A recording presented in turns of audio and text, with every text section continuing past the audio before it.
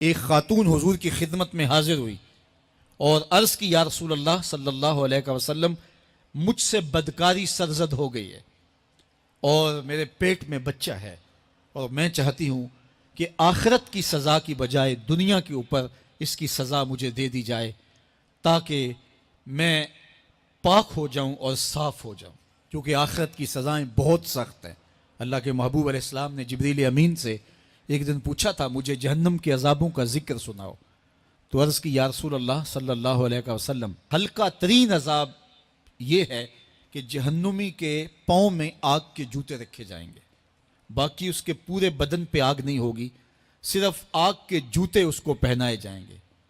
لیکن اس کی حدت، گرمی اور شدت اتنی ہوگی یغلی منہما دماغہ،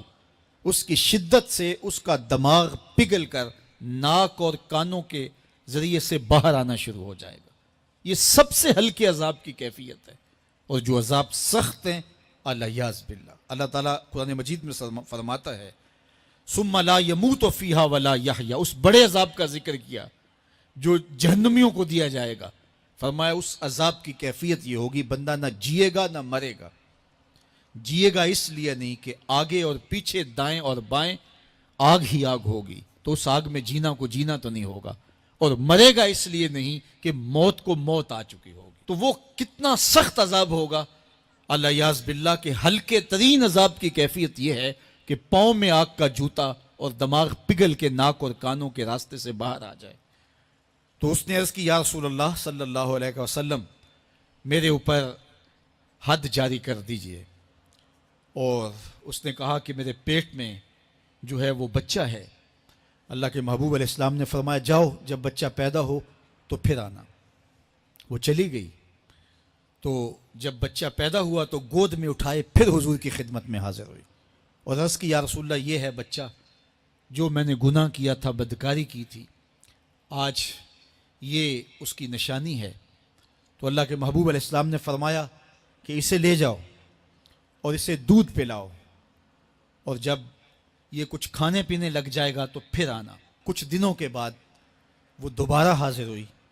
اور اس نے اس بچے کے ہاتھ میں روٹی کا ٹکڑا دیا ہوا تھا، اور عرض کی یا رسول اللہ دیکھ لیجئے اب یہ روٹی کھانے لگ گیا ہے۔ اللہ اکبر۔ تو اللہ کے محبوب نے فرمایا انہیں لے جاؤ اور جا کے انہیں سنگسار کر دو۔ اس کی یہ حد بنتی تھی، اس کو سنگسار کیا اور اس نے خود یہ سزا اپنے لیے قبول کی۔ تو یہ بات ذہن نشین کیجئے کہ یہ وہ لوگ تھے کہ جن سے کبھی کوئی گناہ سرزد ہو جاتا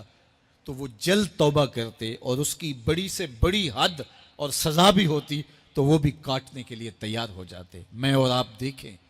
کہ ہماری زندگی میں اگر گناہ ہیں اور ہمیں سچی توبہ کی توفیق بھی نصیب نہیں ہے تو پھر ہم سوچ لیں کہ ہم کہاں کھڑے ہیں۔ دیکھیے اللہ دلوں کے بھید جانتا ہے۔ سچی توبہ یہ ہے کہ جو کیے پر ندامت ہو اور آئندہ نہ کرنے کا عزم مصمم ہو،